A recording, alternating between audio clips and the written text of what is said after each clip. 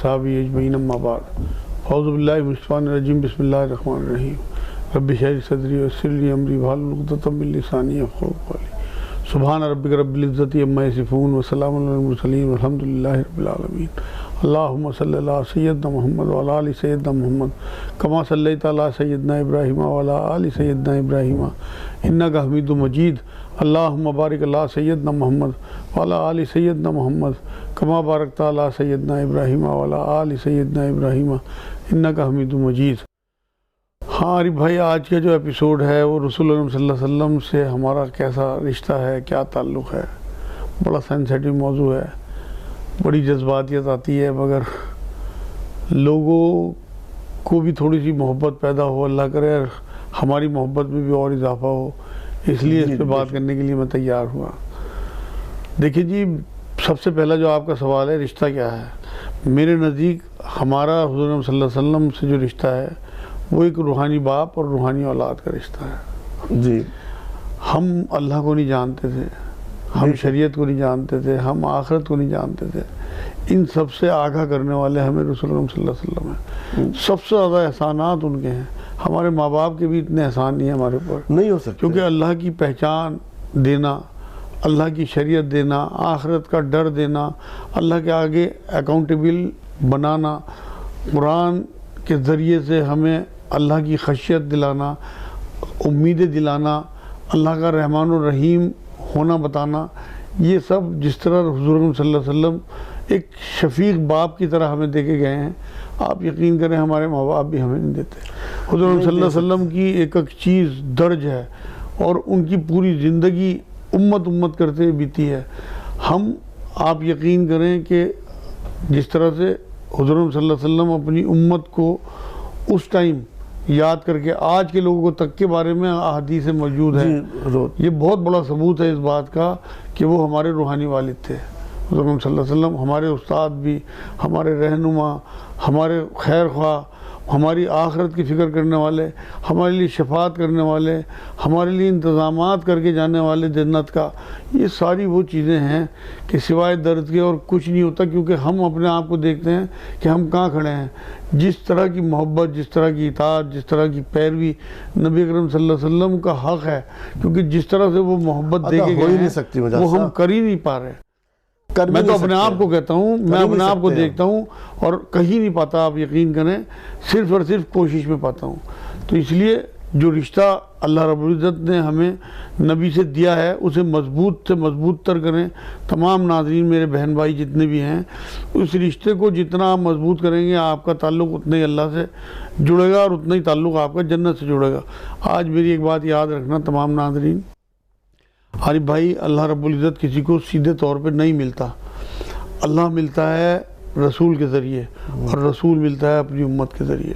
اگر آپ اللہ کے رسول صلی اللہ علیہ وسلم کی امت سے محبت کریں گے، ان کی خیر خواہی چاہیں گے، ان کے ساتھ ہمدردی کریں گے، ان کی خدمت کریں گے بنا کوئی احسان جتائے، تو آپ کو رسول اللہ صلی اللہ علیہ وسلم کا قرب بڑی آسانی سے مل جاتا ہے۔ اور جب آپ کو اللہ کے رسول کا قرب مل گیا تو سمجھو آپ کو اللہ کا قرب مل گیا۔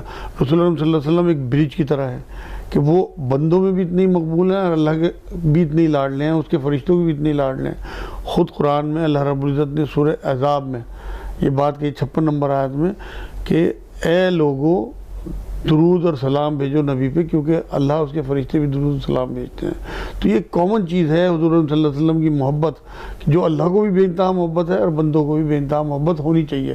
ہے سر کٹا دیں گے لیکن پیروی کے ساتھ، اطاعت کے ساتھ، جو آپ نے لفظ کہا تھا اطاعت، پیروی اور اطاعت وہ نظر نہیں آتی۔ ذرا یہ سوچیں، آپ صلی اللہ علیہ وسلم تو بخشائے تھے، اور جب وہ عبادت کیا کرتے تھے، رات بھر کھڑے رہا کرتے تھے، تو حضرت عائشہ رضی اللہ عنہا نے مالک کہا کہ اے اللہ کے رسول، آپ تو بخشائے ہیں اور آپ کو تو اللہ تعالیٰ نے بخش دیا، اگلے پچھلے سارے گناہ معاف کر دیا آپ کے، تو حالانکہ آپ صلی اللہ علیہ وسلم سے کوئی گناہ سرزد نہیں ہوا، لیکن پھر بھی کہا کرتے تھے تو کیا میں اللہ تعالیٰ کا شکر ادا نہ کروں؟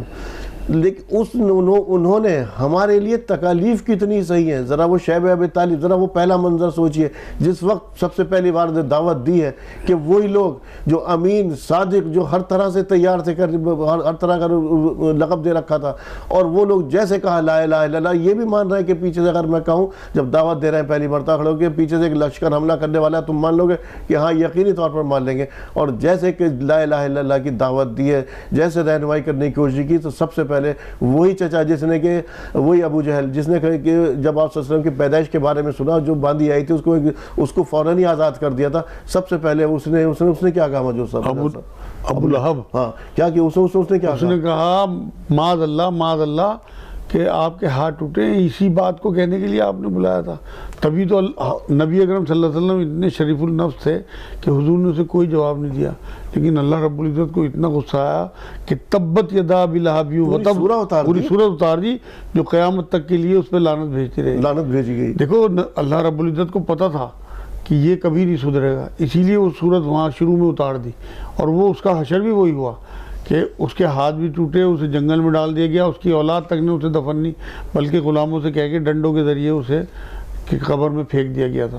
کوئی اسے اس طرح کی کفن دفن نہیں کیا. اس کی بات کرنا تکالیف کتنی صحیح ہے کہ لوگ اس آدمی کو جو صادق امین اور جس کا اتنا بڑا رتبہ، اور جب وہ نکل رہے ہیں کوئی انہیں اللہ معاذ اللہ کوئی دیوانہ، کوئی کچھ کہہ رہا، بہت کچھ ہے. اور پھر شیب ابی طالب کے وہ 3 سال جو وہاں وہ تو آخر کا معاملہ ہے مکی زندگی کا. شروع سے آپ دیکھو نا کہ کوئی پتھر مارتا تھا. کس کے لیے تھا یہ سب امت کے لیے، یہ امت کے لیے تھا نا. اور ہمارا کیا عمل ہے؟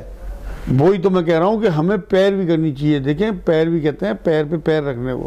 نبی اکرم صلی اللہ علیہ وسلم کی صرف نمازیں ہمیں نہیں لینی، صرف حلیہ ہمیں نہیں لینا، بلکہ ان کا رویہ، ان کی محبت، ان کی انکساری، ان کی عاجزی، ان کی میانہ روی، ان کا کم خرچ کرنا، ان کا موٹا کھانا موٹا پہننا، ان کا چلنا، ان کا ہنسنا، ان کا مسکرانا، ان کا رونا، ان کے آنسو، ہر چیز ہمیں لینی ہے. تب ہم پیروی میں آتے ہیں. پیروی پیر پہ پیر رکھنے کو کہتے ہیں. اطاعت جو ہے وہ کلی اطاعت وہ ہوتی ہے جو محبت کے ساتھ بنا کسی چوں چرا کرے. آپ یہ دیکھیں کہ اگر آپ کا کوئی استاد یہ کہتا ہے کہ آپ میری طبیعت خراب ہے، غازی آباد سے جا کے مجھے فلاں دوائی لا دو، آپ یہاں سے اسکوٹر پہ جاؤ گے اور وہ دوائی لے کے آؤ گے واپس. آپ کو اگر اپنے استاد سے محبت ہے، اگر وہ دوائی وہ دیکھ کے کہتا ہے یہ والی نہیں ہے، تب بھی آپ کو کچھ محسوس نہیں ہوگا. آپ دوبارہ جاؤ گے اور اس دوائی کو صحیح بھی کر کے لاؤ گے، کیونکہ آپ کو ان سے محبت ہے، اس لیے صحیح کرنے کی کوشش کرو گے. وہ جو آپ غازی آباد یہاں آسان نہیں ہے جانا، لیکن آپ اپنے استاد کی محبت میں جاؤ گے.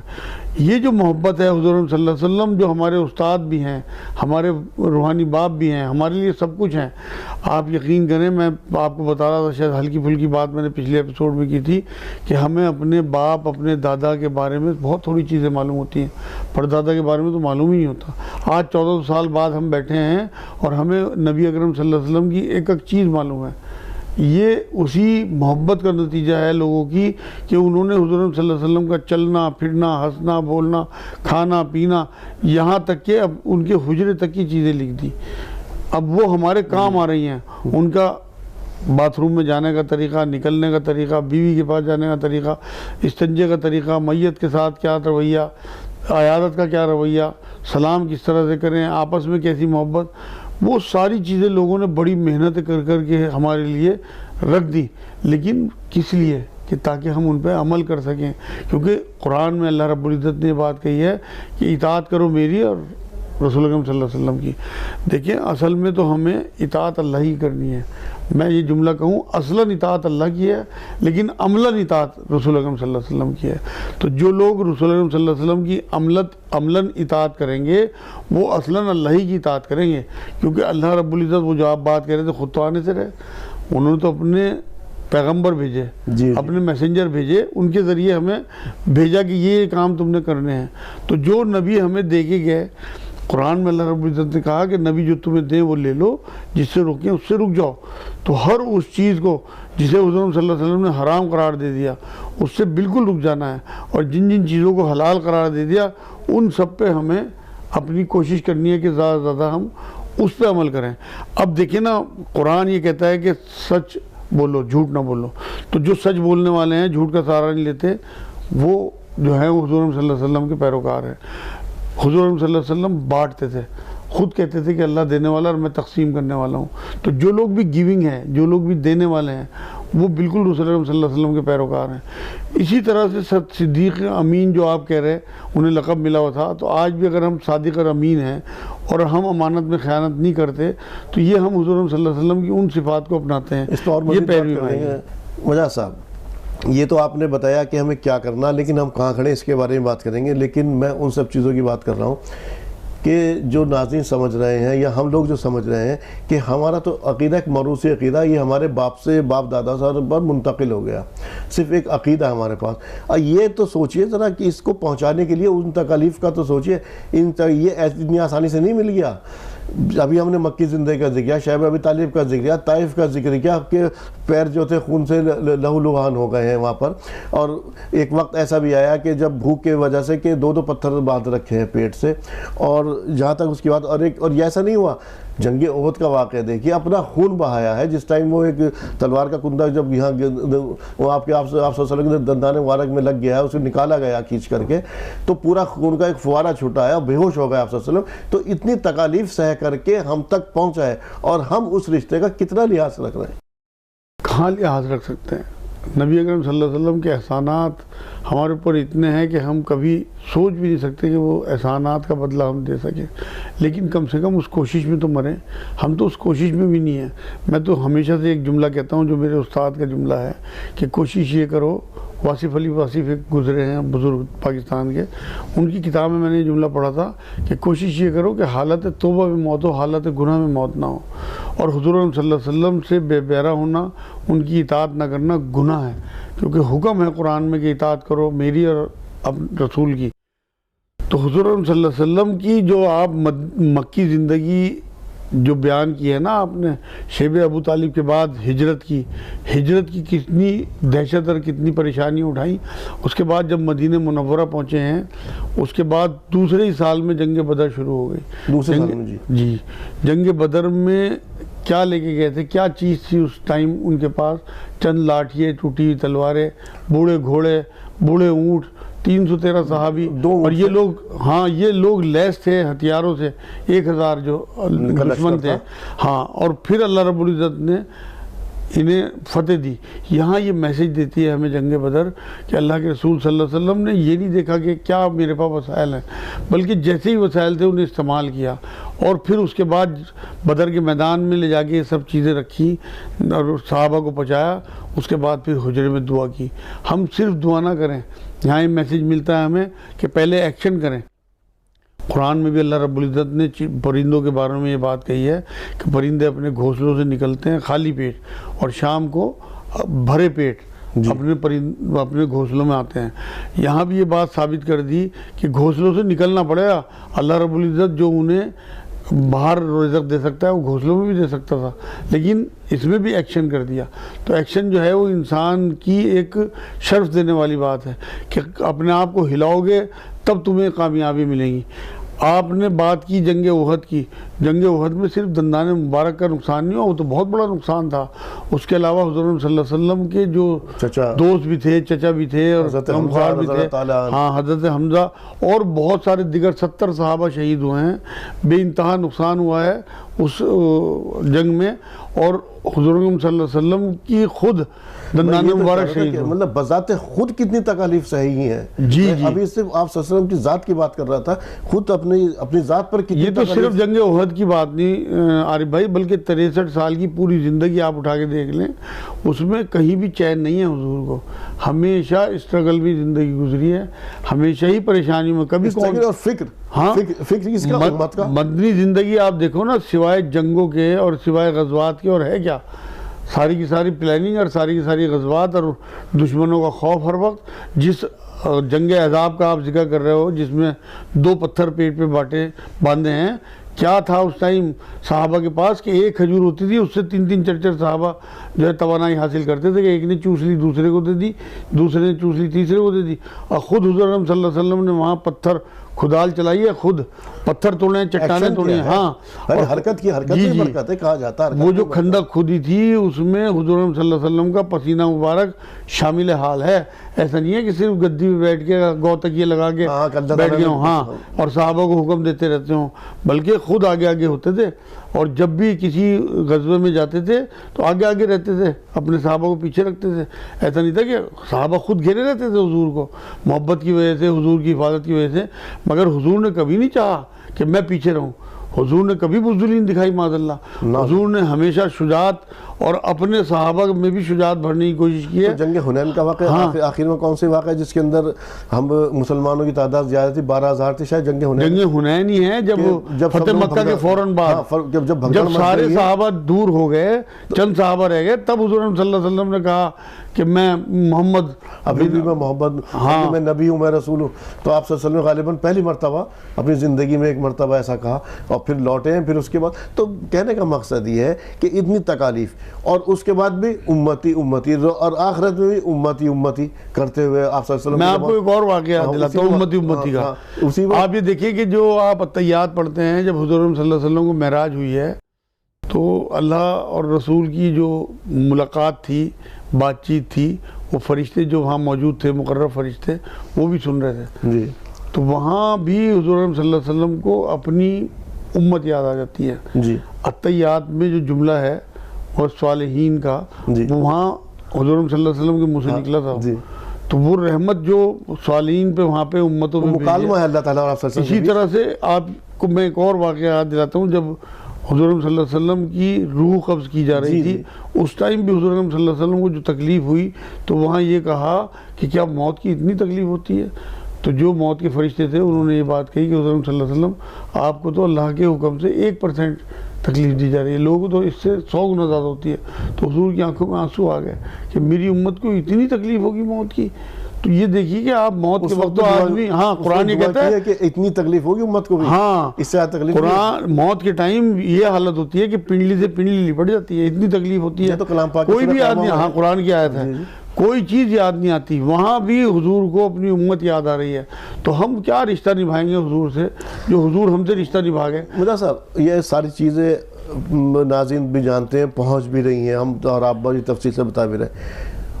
جس قدر فکر آپ صلی اللہ علیہ وسلم کو امت کی تھی، ہماری فکر کہاں ہے؟ ہم عاشق رسول تو کہلاتے ہیں، سمجھے، ہم نے عاشق رسول کے نام پہ قوالی یہ کر لیا، لیکن ہمارے اندر سے وہ عملاً کہاں ہماری عمل وہ کہاں غائب ہو گیا جو کہ دیکھ کر کے سامنے سے لگے کہ ہاں کوئی مسلمان آ رہا، کوئی مومن آ رہا، وہ کہاں گیا؟ ہم نے تو منافقت بڑھ گئی. ہم نے تو دین کو بس روزہ نماز اور مسجد تک، اللہ نعوذ باللہ من ذالک ایک سخت جملہ کہہ رہا ہوں، اللہ کو بھی مسجد کے اندر ہی محدود کر دیا.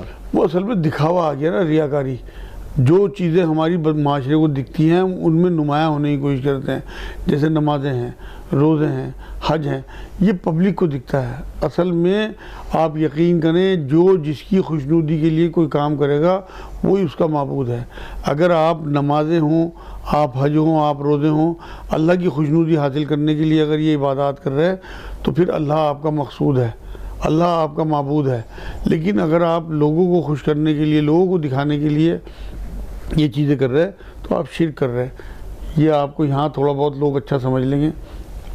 آپ سوچے تو دیکھو ریاکاری کا معاملہ، اگر آپ کو یہ لگے کہ میں کہہ رہا تھا نیاز کرنے والے، نیاز نظر، یہ تمام تر چیزیں کرنے والے ہیں ان کے نام پر لٹانے کے لیے، لیکن اپنے اندر عمل غائب ہے. عمل آپ صلی اللہ علیہ وسلم کے جو آپ صلی اللہ علیہ وسلم دیکھے گئے نا، میں وہی تو کہہ رہا ہمیں کتنی فکر ہے کہ ہمیں جو دیکھے گئے وہ ہمیں آگے تک پہنچانا ہے، یا ہم اپنے عمل سے ثابت کریں. ہم کیسے؟ وہ تو تبھی ہوگا جب ہم اپنی روح کو توانا کریں گے. ہمیں جسم کی فکر ہے، روح کی فکر نہیں ہے. آپ یقین کریں، اگر بہت آسان ہے، اگر حضور صلی اللہ علیہ وسلم کی لائف آپ کی پڑھی ہوئی ہو اور وہ ہر ٹائم آپ کی نظر میں ہو، تو حضور کا رویہ ہو، حضور کی ایکٹیویٹیز ہوں، حضور کی زندگی ہو، وہ سب ہم جینے کی کوشش کرتے ہیں، کوشش ہی کر سکتے ہیں. وہ معیار تو نہیں مل سکتا، لیکن کم سے کم ہم پیر کی دھول تو بن جائیں گے ان کے. لیکن ہم تو پیر کی دھول بننے کو بھی تیار نہیں ہیں. ہم شیطان کے بہکاوے میں آ کے گناہوں میں ملوث ہو کے ہر وہ کام کرتے ہیں جس کی رسول نے منائی کی ہے۔ تو اس لیے میں تمام ناظرین کو یہ ریکویسٹ کروں گا کہ حضور کی سیرت ضرور پڑھیں۔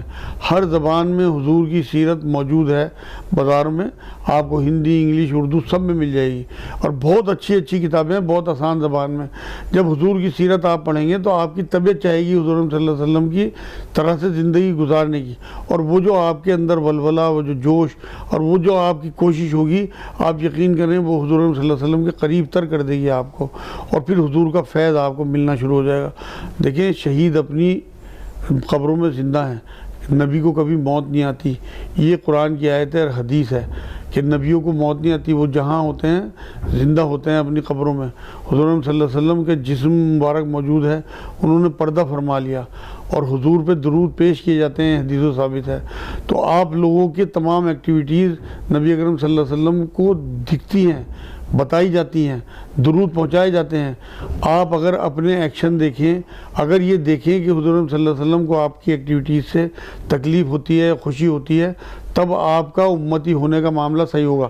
آپ یہ دیکھیں کہ لوگ دیکھ کے آپ کو یہ بات کہیں کہ جب امتی ایسا ہے تو پھر نبی کیسا ہوگا۔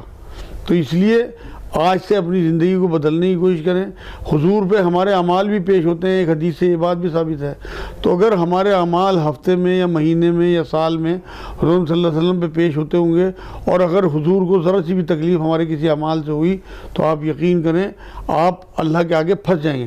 میں ایک ذرا سی بات کہہ کے اپنی بات ختم کرتا ہوں کہ اقبال نے ایک شعر لکھا، ایک بار فارسی کا شعر ہے، اس کا مفہوم میں بیان کر دیتا ہوں کہ اے اللہ یہ تو میرا حساب لینا مت، اور اگر میرا حساب لینا اتنا ہی ضروری ہو تو نبی اکرم صلی اللہ علیہ وسلم کے سامنے مت لینا۔ مطلب شرمندگی جو ہے وہ حضور صلی اللہ علیہ وسلم کے جتنے احسانات ہیں اس حساب سے ہم اگر ان کے آگے کھڑے، اگر حضور آگے ہمارا موبائل چھین لیں یا ہماری بکس کی الماری دیکھ لیں تو کیا ہمیں شرمندگی نہیں ہوگی؟ اگر شرمندگی ہوگی تو ہمیں امتی کہلانے کا کوئی حق نہیں ہے۔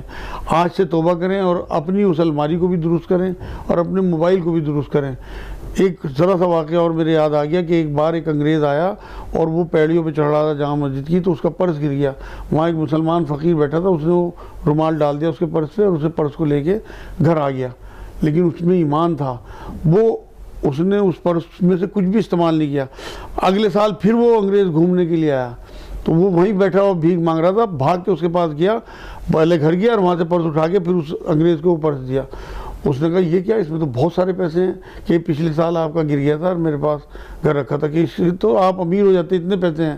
کہنے لگے میں لے گیا تھا اسی لیے، لیکن گھر جا کے مجھے خیال آیا کہ قیامت میں جب حضور صلی اللہ علیہ وسلم اپنی امت کے ساتھ کھڑے ہوں گے تو عیسیٰ علیہ السلام اپنی امت کے سامنے حضور صلی اللہ علیہ وسلم کو یہ شرمندگی نہ ہو کہ تیرے امتی نے میرے امتی کے ساتھ یہ کیا تھا۔